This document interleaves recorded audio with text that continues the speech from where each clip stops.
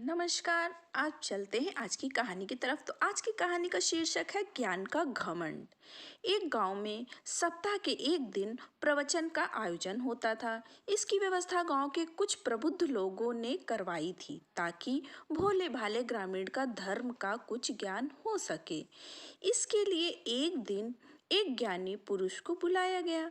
गांव वाले समय से पहुंच गए। ज्ञानी पुरुष ने पूछा, क्या आपको मालूम है कि मैं क्या कहने जा रहा हूँ? गांव वालों ने कहा, नहीं तो। ज्ञानी पुरुष गुस्से में भरकर बोले, जब आपको पता ही नहीं कि मैं क्या कहने जा रहा हूँ तो फिर क्या कहूँ?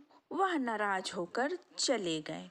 गांव के सरपंच उनके पास दौड़े हुए पहुंचे और क्षमा याचना करके कहा कि गांव के लोग तो अनपढ़ हैं, वे क्या जाने कि क्या बोलना है।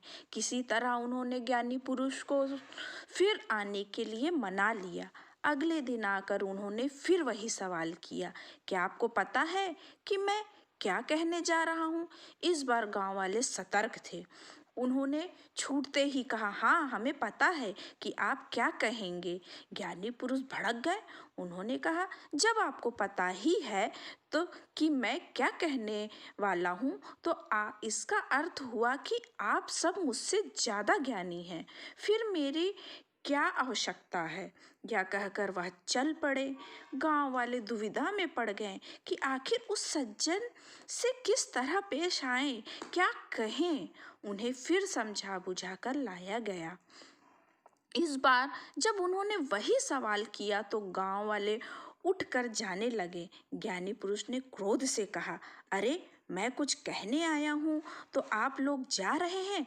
इस पर कुछ गांव वाले ने हाथ जोड़कर कहा, देखिए, आप परम ज्ञानी हैं, हम गांव वाले मूढ़ और अज्ञानी हैं, हमें आपकी बातें समझ में नहीं आती। कृपया अपने अनमोल वचन हम पर व्यर्थ ना करें। ज्ञानी पुरुष अकेले खड़े रह गए। उनका घमंड चूर चूर हो गया। धन्यवाद।